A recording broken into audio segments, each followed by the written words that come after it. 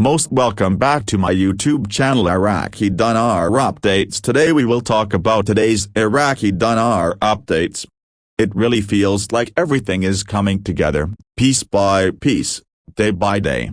You can sense it in the air now. Things are moving, and not just quietly behind closed doors.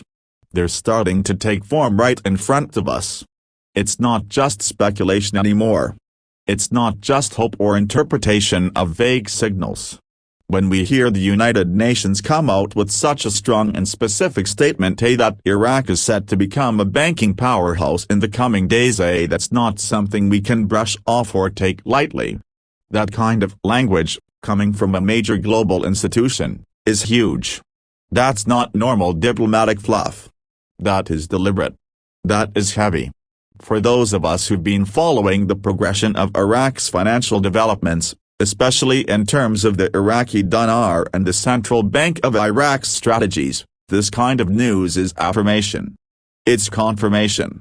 It's the moment when what was once written between the lines is now written in bold, capital letters, for the world to see. Let's be clear here, when a body like the United Nations starts pointing toward Iraq's emergence as a financial center, we are witnessing the fruit of long, careful planning. This is not an overnight transformation. The CBI, the Central Bank of Iraq, has been laying down the groundwork meticulously. Every policy shift, every technical update, every banking regulation and requirement they've rolled out in recent months, all of that has been part of a broader plan, a plan to rebuild and reposition Iraq on the global financial map. And now, the timing of the statement? That speaks volumes. Because this kind of message doesn't come by accident. It's timed, it's strategic, and it's meant to signal readiness. It tells us Iraq is now being looked at not just as a recovering nation but as a country ready to operate on a modern, competitive, international banking level. Think about that.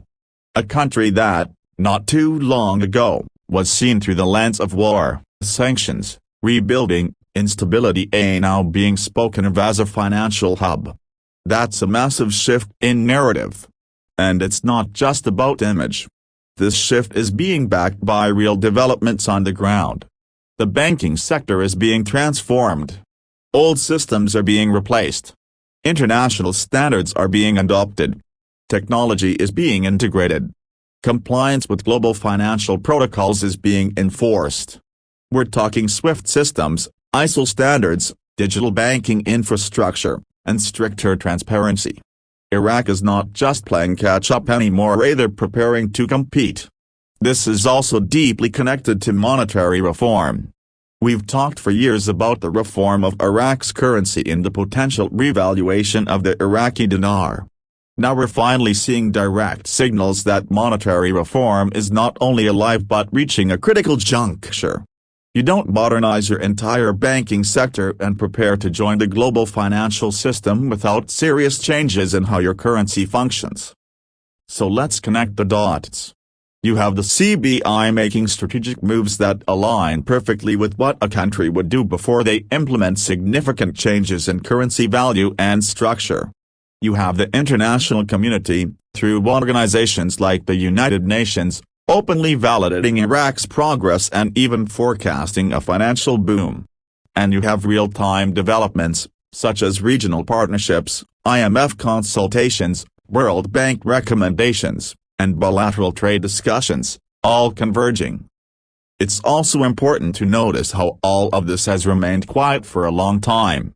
That's been the strategy: do the work, stay focused, and let the results speak when the time is right. And now it seems the time is right. Because when the UN starts talking like this, it suggests a turning point has been reached.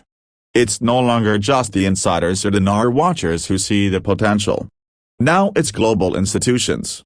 Now it's international headlines. Now it's confirmation. The banking reforms in Iraq aren't just superficial changes either. These are structural, foundational reforms. From tightening anti-money laundering laws, to adopting Basel III banking standards, to improving auditing processes, this is serious infrastructure work. It shows a deep commitment not just to reform on paper, but to establishing real credibility with the international financial community. And what happens when a country gains financial credibility? Investors begin to take it seriously. Foreign capital starts flowing in. Trade increases. Currency stability improves. Exchange rate manipulation becomes less likely. And perhaps most importantly for us, the conditions for a real, internationally recognized, market-driven valuation of the dinar become possible.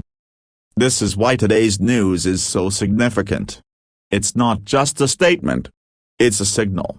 It removes any remaining doubt that the CBI is executing a deliberate plan for monetary reform. And not only that, but it shows they're getting international validation and cooperation as they do it. Iraq is being invited back to the table. Not as a guest, but as a participant. So yes, this is very good. This is a very big deal. It's the kind of momentum we've been waiting to see for a long time. And even though it's still unfolding, even though we don't have every detail yet, what we do have is clarity of direction. We see where this is going. And more importantly, the rest of the world is starting to see it too.